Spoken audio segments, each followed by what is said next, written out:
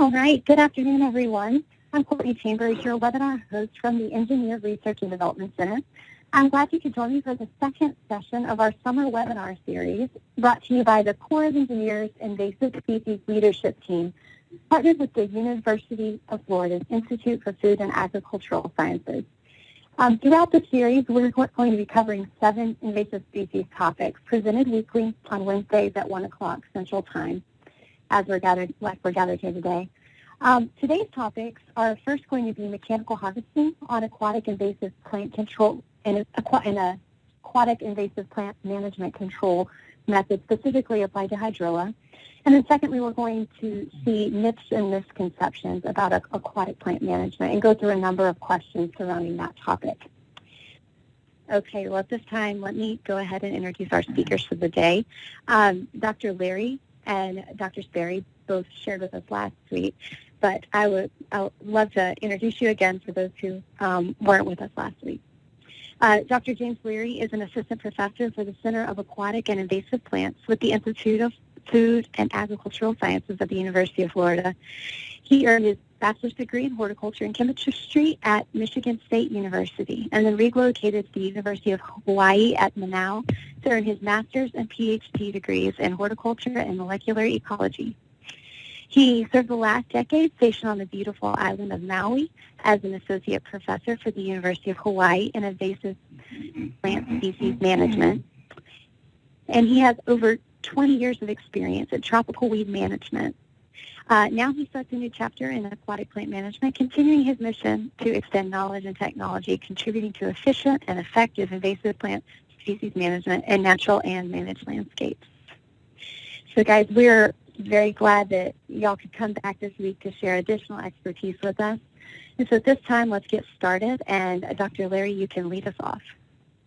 Okay, thank you very much, Courtney. It's great to be back. I feel like I'm getting really close with this crowd. Okay, so thank you for that introduction. And again, yes, today I will be talking about another research project that I started when I first got here, where we will be exploring the operational performance of hydrilla harvesting on Lake Tohopekaliga. It's a large 18,000-acre lake in central Florida. The contents in these slides are heavy, so I won't be able to go through all of them. I would need an hour, but the point is these slides are available for your viewing afterwards, but I will be moving faster than I would normally with these slides, but hopefully the content I deliver on is helpful and useful. So without further ado, first I'd like to also acknowledge my co-preparers of this, myself, Andrew Howell, and Rob Richardson of NC State, Ed Harris and Alex Dew of the Fish and Wildlife Commission, all of them playing active roles in developing this story that's ongoing. And we'll explain why we started this project and what are some of the results that we're getting with this experimental design. Let's start with a little bit of background, managing invasive plants. Since 2008, the Fish and Wildlife Commission of Florida has a statutory mandate to manage invasive plants in Florida's public waters, which totals 1.25 million acres. This is a lot of area to manage. They've subscribed to a concept known as maintenance control, which is a coordinated effort to maintain low levels of population to mitigate risk. The goals of maintenance control include minimizing environmental damage caused by invasive plants, conserve the uses and functions of Florida's public waters, enhance conditions for diverse native plant growth, use less herbicide in plant management, lower management costs, and adapt management according to current conditions in each water body. Fairly complex system, written out. It has a lot of values to it, and it's constantly changing due to the conditions, but otherwise something I also personally subscribe to and appreciate how they have this laid out. We talked about hydrilla last week. Last week I presented on a herbicide treatment with Procelacor and its efficacy on a 50-acre plot. Hydrilla is the is the largest invasive plant problem in the state of Florida. Also, Florida, or a little bit of background of hydrilla, was introduced in the 1950s, and lo and behold, It really likes it here, so now it has established itself. It is able to grow year-round in Florida's subtropical climate. I highlight this because a lot of the people that are maybe online don't have a similar problem where you have more of a temperate climate and winter shutdown in Florida. One of our biggest challenges, besides the species, we have to deal with climatic situations that lend itself to constantly maintaining and managing these problems 12 months out of the year. Hydrilla, however, is not traditionally managed all year long, and in fact, it's usually management, as you can see in this chart. The red bars indicate when management is being imposed. You can see management is generally relegated to early spring, February to May, and then late fall, October and November.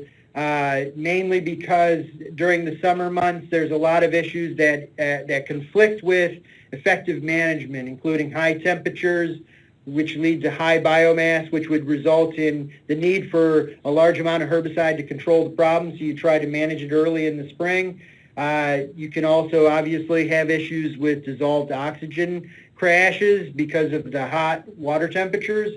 Herbicide degrades and doesn't perform to optimum. It also conflicts with native plant growth at that time of the year, hunting seasons, fishing tournaments, and also endangered snail kite nesting. So in other words, a lot of issues that conflict with being able to manage hydrilla whenever you want. It's not practical in most cases, and so this is a fairly complicated slide, but it just says that there are particular times of the year, early spring and late fall, when it's preferred for managing hydrilla according to FWC mandate. As an example, Lake Toho is an 18,000 acre lake, as we talked about. It also is the largest hydrilla infestation in Florida. On average, over 3,500 acres are managed to maintain at least 50% cover. We talked about the maintenance control, and you can see this profile starting back in 1980 into the 1990s, the lag phase of when hydrilla was not even unregistered on anyone's radar, and then it exploded out of control in the mid-90s, and that's when maintenance control kicked in. This was the Floridone days when they used Floridone. You can see sharp peaks at 75% area cover, then crashing to almost zero, and then recovering. And so that was the epic of Floridone over that decadal period. Then eventually resistance developed and switched to Endothol. What you're seeing, though, is in large part is a really effective long-term strategy to maintain about 50% cover. Mind you, it's somewhere between 70 and 30, but generally speaking, that's the mandate they've stuck with, and they've done quite well at that. It's also worth noting these are 2018 expenditures, and you can see out of the $17 million, $10 million of it went to hydrilla management to cover 20,000 acres statewide. So a dominant proportion of the budget going to hydrilla management. Floating plants a distant second, and everything else drops off precipitously. This is just a nice table by Netherland and Jones that shows the history of Floridone use in the Kissimmee chain of lakes, with Lake Toho being one of them. You can see from 1993 up to 2004, a lot of a dependence on Floridone, which resulted in rapid resistance development, and then by 2005 they discontinued the use of Floridone altogether. This highlights part of the research program trying to mitigate future resistances, particularly with Endothol, but trying to diversify our portfolio not only with new active ingredients, but also with other tools, cultural tools, and in this case talking about mechanical harvesting. And this is, again, a slide showing the standards for current hydrilla management, where Aquathol K or Endothol is the dominant selection for control. Almost 60% of all herbicide applications are with Endothol, with diquat and pinoxulum a distant second. Again, highlighting the concerns or the risks associated with the possibility of resistance development in Neanderthal if we continue on this course. So a demand and a need to understand other alternatives that can complement our current strategies that are otherwise still quite effective. So I started my position, I'm assistant professor at University of Florida. I started my position in February 2019, February 1st, 2019. 2 days prior to that, the Florida Fish and Wildlife Conservation Commission called a moratorium on all herbicide applications in aquatic plant management. Needless to say, this was quite a shock to me coming here first day on the job, and I realized they're going to stop using herbicides. Now what do we do? That was, anyways, that was some shock therapy for sure. But we went to listening sessions with the public, listened to what their concerns were. The FWC responded to that with an aquatic plant management program and enhancement that addressed some of those concerns. And these are listed below, but the one that stands out is there was a demand for reducing the use of herbicides and increasing the use of mechanical harvesting to manage aquatic plants. It's very new to this environment, but signed on to assist with that demand for exploring and re-examining the role that mechanical harvesting has in aquatic plant management in Florida. So we designed an experiment to re-examine mechanical harvesting. This is not a new technology. It's been around for 100 years. It was originally developed by the Army Corps of Engineers. I believe St. John's River System was the first to deploy mechanical harvesters for floating plants, hyacinths. And then, so there's been a lot of history with the use of mechanical harvesters. This is not a new technology. It's mostly relegated to tussock removal, floating islands, so removing these floating islands from systems so that they don't cause further damage. Otherwise, not a dominant use pattern for controlling hydrilla. So the mission of this project was to monitor mechanical harvesting at an operational scale and update the technologies for better precision and accountability. The objective was to develop operational performance metrics on mechanical harvest of hydrilla so we could understand the economics of it in terms of if we're going to increase the investment in mechanical harvesting, what is the return on the investment relative to our standards with the use of herbicides? And so we set up an experiment, mostly a demonstration that was unreplicated with 3 heavily infested 100-acre plots on Lake Toho on the North Cove and 2 on the south. And these were conducted in June through August of 2019. So during the summer months. And you'll recall how we talked about whether or not that's an ideal situation in the end. Spoiler alert, it's not, but this is the opportunity that was created and you seize the opportunity. So we're going to challenge mechanical harvesting in otherwise difficult environment. Again, harvest operations, 3 plots, 2 in the south. These were deeper plots at 7 feet. And then the north plot was a long rectangular piece in shallower depths, about 3 to 4 feet. These were deployed, these were managed with 6 Kelpin harvesters, 18-foot long, 10-foot wide cutter bars with a conveyor that can sink approximately 5 to 6 feet below the water line. So you can get a fairly deep cut. Obviously, you can cut the soil level in the north section, but you cannot get all the way down in the south plots. This cutting period, the harvest period, was 77 days, and they frequented the plots multiple times.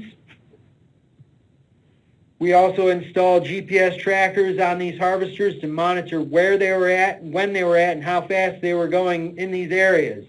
They were recording on 10-second intervals, and GPS tracks were used to analyze harvester efficiency and precision. Here you can see an example of an exceptional harvest plot with 4 different harvesters, and then you also see the ferry time to an offloaded spoil island. We also used hydroacoustic surveys with fish finders or fathometers, recording water depth and vegetation in the water column, that could be used for interpolating GIS rasters to determine where hydrilla is dense. These, again, were hydrilla-dominated systems, very low plant diversity, pretty close to nothing else in there except hydrilla. So pretty confident that if we're picking up biomass or biovolume in the water column, that's definitely hydrilla. We're also exploring the use of satellite imagery for remote sensing, comparable to complement the hydroacoustics. Here we're going to explore Copernicus Sentinel-2 satellites from the European Space Union. These satellites are retrofitted with multispectral instruments that collect 13 bands, and some of the other specs include the satellite is a geosynchronous and at an altitude of 748 kilometers above ground level, and it covers a field of view of 290 kilometers. So the resolution of these maps are 10 meter, which is pretty good. You can see an example of map image that can be created by these satellites. On the average, we get new images about 5 to 10 days over our areas of interest. Cloud cover is a factor that determines the quality of that image. But generally speaking, you usually get 1 or 2 good images a month. So and it's free. In this case, with those 13 bands, actually of 2 of the bands, near infrared and red, we can calculate what's called normalized difference vegetation index, NDVI. That's a measure of chlorophyll, so basically plant content, against the dramatic backdrop of water. So the distinction between plant and water is very easy to tease out with these bands. And so just as an example, NDVI greater than 0 is considered vegetated. NDVI that equals 0 is rocks and bare soil, which we're not dealing with. And anything less than 0 is considered water, open water. So if it's greater than 0, it's plants. If it's less than 0, it's water. And this is, I'm telling you this so that when we move forward, you'll understand what we're presenting as data. Harvest efficiency and precision. We recorded over 1,022 harvester hours over that 77-day period.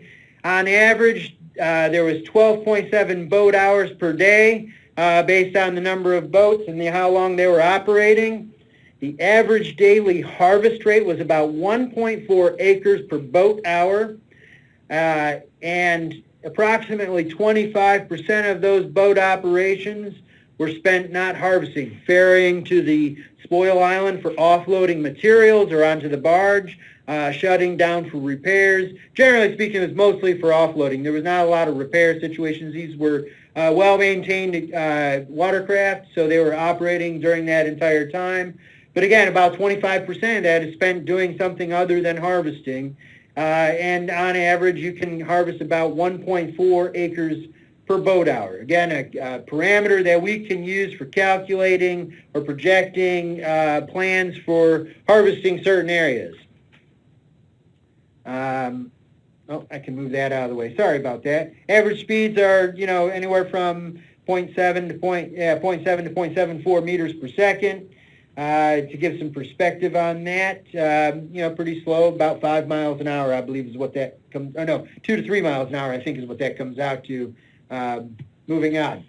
Okay, so it's just briefly looking at some of the raster heat maps. I don't have a scale for you, but red is hot, high density biovolume, green is moderate, and blue is cold. There's not a lot of biovolume in there. And what we're seeing is we have that rectangular piece on the north. You can see in July 1st, that's about 2 weeks after we started harvesting. You can see it's moderate to hot.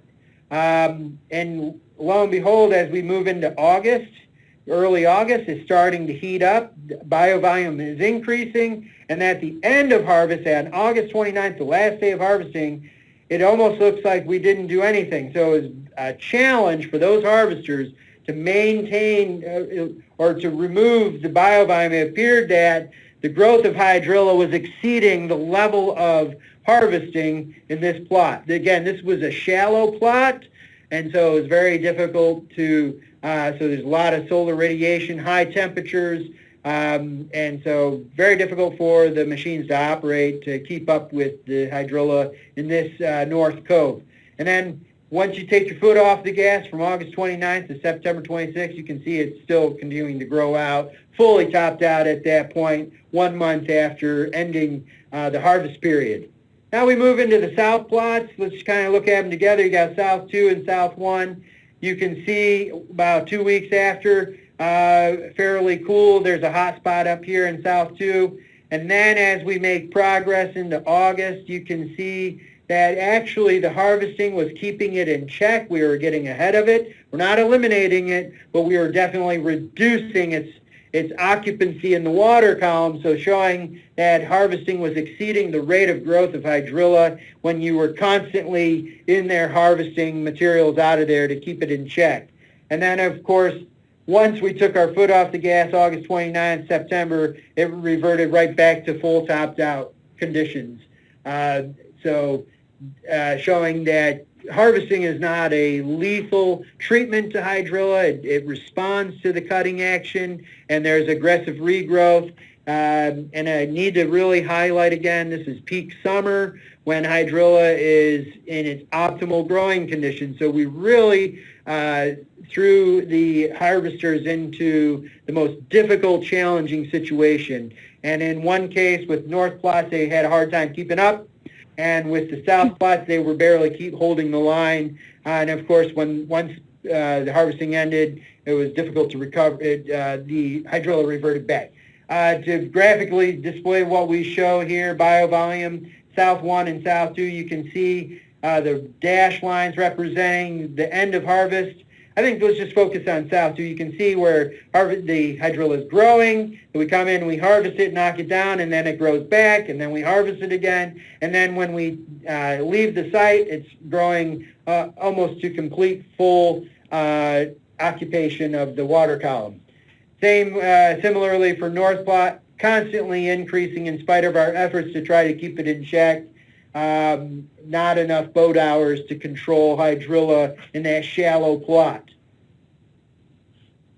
Moving on, let's talk about some of the satellite imagery. So in spite of the fact that the hydroacoustics were showing a lot of hydrilla below the surface, clearly you can see in this north plot on 8/22, that was the last day of harvest, you can see where the harvester was working. They did an exceptional job of cutting out the harvest area and basically keeping the hydrilla below the water surface. But we know under that surface, there's still a lot of material there. And then similarly in the south plot, you can literally, from space, you can see the harvest plots here and here, and showing pretty good efficacy from satellite remote sensing, or just from a visual inspection. It'd tell you that looks pretty good. Then we get to October 11th, which is about 6 weeks after. We can see, is that right, 6 weeks? No, about a little less than 2 months anyways. You can see all the hydrilla coming back within 6 weeks of the termination of the harvest project. Similarly, about 3 months later in the south plot, deeper water, we can see hydrilla starting to come back from here to here. So if we look at some of the data, this is the north plot. We got graphs here, time periods on the bottom from June until October for this north plot, and then we have NDVI. Remember that 0 means below 0 is water and above 0 is vegetation. You can see in the north plot, you know, in the middle of harvesting, it was a lot of vegetation, and then we bring it down below 0. We know from hydroacoustics this negative value, in spite of it being considered water, but we also know there's a lot of hydrilla in there. So something we're looking into exploring is can we correlate NDVI values with hydroacoustics? This could be a real breakthrough with being able to use this remote sensing platform. Otherwise, a similar trend, you know, holding the line with the harvesting until termination, and once we let our foot off the gas, hydrilla takes back over. And you can see with the images pictorially over time, hydrilla recolonizing the plot area within weeks of the harvest operation. Otherwise, when they continuously are harvesting, you can do a really good job. The economics of that are a different story, however. South Plateau similarly. You can see a nice trend where harvesting is keeping it below zero, and then once we let our foot off the gas, it starts to trend back up into recolonizing the plot, and definitely shows here over time. June, July looking good, August looking great. Okay, we're done harvesting. Then we let our foot off the gas. Oh, we see a little bit coming in here. Oh, a little bit more in here, and then oh boy, we're right back to ground zero. So that's kind of what we're dealing with harvesting. I'm not for it or against it. This is just what we saw when you stick the harvesters out and we're cutting at an operational scale, 100-acre plots over a 70-day period.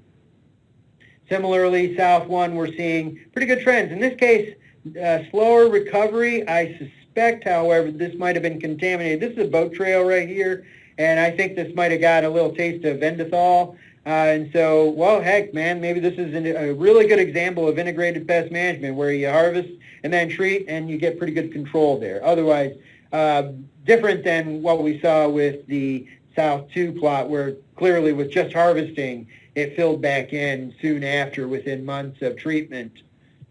So what does this all mean? So we have some pretty good metrics calibrating the system, how they operate with the state of the technology, the current state of the technology. What does this mean for adoption in a management strategy? It's a moving target. It's something still in progress. But let's consider Lake Toho. This is a map of hydrilla from 2018. And this was, how many acres is this?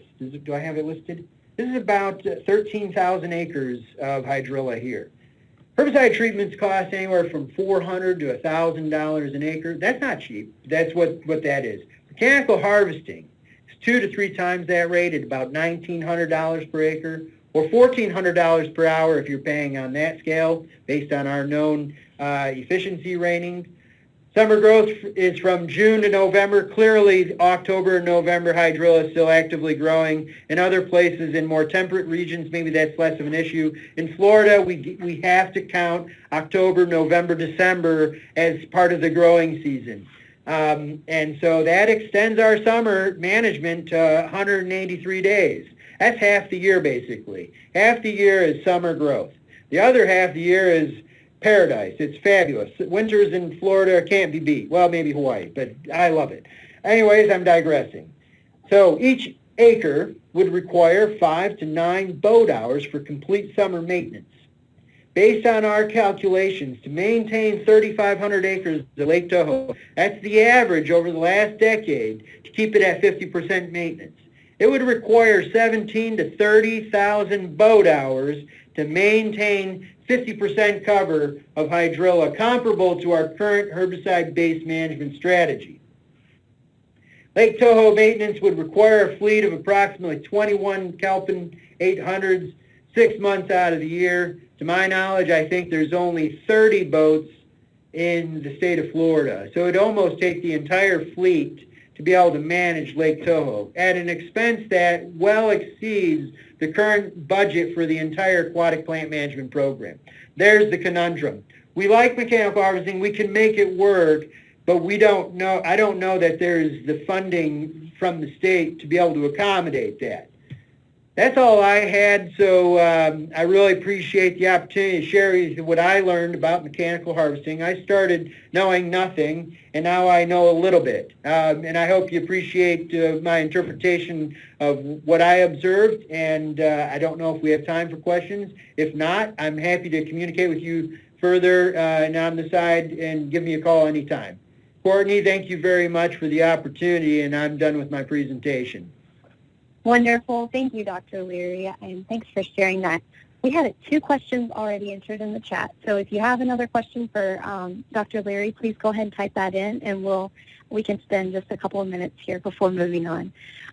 From Matt, he wanted to know what the harvest frequency was, and then secondly, was there any notable interference between harvester and uses such as boating, fishing, et cetera? I think you maybe lightly touched on that in the South 2 plot, but do you have any other information there? Yeah, sure. So the frequency is a good question. If I was to look at the data a little more closely, it appeared that they were entering those plots approximately 3 to 4 times out of the 77-day period, effectively 6 weeks, 9 weeks. So I would say that they would probably need to be on a bi-monthly schedule to maintain adequate control during those summer months. Definitely, if this was a winter period, that would be decelerated and maybe extended out to once a month, or even maybe if you get good control during the summer, you can extend it out to several months without. So it's a moving target, but it's the best question, because that's really what you want to know is how often do you need to be harvesting? And I think it's at least several times a month during the summer. And basically comes down to the boats living on the water. Basically, it never leaves the system. You would be buying boats specific to that water body, probably. The second part was, is there any interference with use of the lake? It's an 18,000 acre lake, so these are pretty big boats, but in general, I think there's enough room to accommodate the use pattern where you don't have to shut down the area of operation. I think boaters are knowledgeable enough to stay clear when there's operations happening. So I didn't see a lot of interference that way. Okay, great, thanks. And then are you doing any studies related to that integrated piece where plots that have been harvested are then treated with herbicides once that biomass is reduced? The answer is no, mostly because it's certainly something of strong interest with myself and my colleagues. I think it would really pay dividends in terms of performance. One of the things I think that could come out of it is with harvesting, first of all, you're removing biomass. So I think it would create an opportunity to reduce your herbicide amounts to effectively control the cut stubble at the bottom. So opportunities to reduce your herbicide amounts, and also looking at some of the granular formulations and how they may perform in this scenario as well. I don't pretend to know that the economics improve on that, but I think there would be definitely complementation in terms of control with being able to treat post-harvest. I think it's a great question to study. I don't think there's a lot of motivation politically so far to look at that. So far, it seems like we're dealing with, we want to stop using herbicides and use only mechanical harvest. But I think through education, we can encourage the decision makers that we really should consider that. Right. Okay. And then are the mechanical harvesters that y'all use manned or autonomous? They are manned.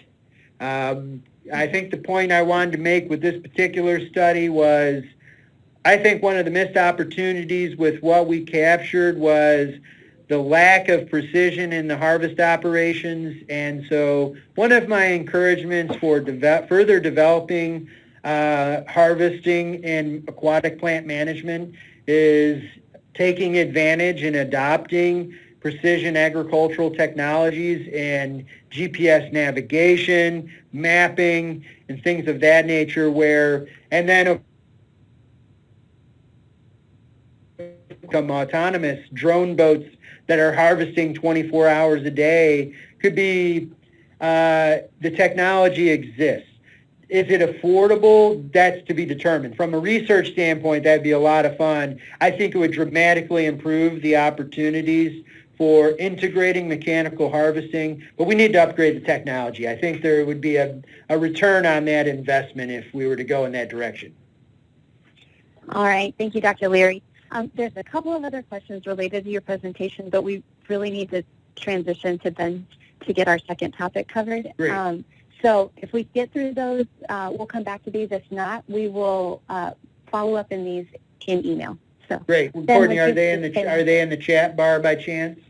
They are. So if you wanted to type responses, you could go right ahead. That'd be sure. Great, Larry. Very good. Okay. Well, thank you very much. Courtney, I'm going to go ahead and go on mute because I know Dr. Ben is eagerly waiting to share his story. Okay. Thank you. Thank you. Thanks, everybody. I'll give another minute. If you have a question you want to get in before we wrap up, feel free to go ahead and type that. I'm going to put up a slide with Dr. Leary and Dr. Sperry's contact information here. You'll see their emails over there on the left-hand side and can get in touch with them. I've also copied our flyer for the summer series here. And up next week is going to be a presentation by some ESAFE district partners and another scientist from the Environmental Laboratory on wild pigs on the ESAFE project, management challenges, research opportunities, and lessons learned. So we're going to get out of the water for the week, for next week, but still dealing with invasive species challenges. So I hope you can join. Again, please share if you know of others that would benefit from the information. Right quick, but we'll end with this question. But Brent wanted to, I missed one. There's a couple that came in. Oh, Brent asked, how do you counteract misinformation on social media? Right. So at the center, our approach to that has been that we don't counteract it directly. We will flood our social media with facts and data. However, we have a communication specialist that I would encourage him to meet with that is her job on how do we handle misinformation in an appropriate and effective manner. But no, that's a really good question, and it's something I believe we are all dealing with right now. Right, thanks, Ben. And the post above that was Dr. Larry's answers to some of those questions we weren't able to verbally address after his presentation. So check those out. With that, let's go ahead and start wrapping up. Dr. Larry, I'll give one more opportunity for you to share any final comments. Thank you, Courtney. I just want to thank the audience for participating. It was a pleasure to share, the information that I have. It's a great experience. I appreciate you offering the venue. I would encourage, I'm still learning a lot of who's who in this world, and would invite anyone to please reach out to me and share with me what you know and what you do. And I'm always looking for new collaborations nationally and regionally. And so I have an open door to reach out to anybody who's interested in research and management of aquatic plants. Thank you. Wonderful, thanks. And Dr. Sperry, any final thoughts from you? Nope, just thanks. Thanks for having me again. I really enjoyed this and look forward to meeting everybody in person soon. That's right. That would be great. Well, thank you guys for sharing your work with us the last 2 weeks and the time it takes to do that. Participants, we're glad you could join us. And again, hope you can join us in one of the upcoming weeks, and we'll look forward to learning with you again soon. With that, we'll conclude our meeting. Thank you very much.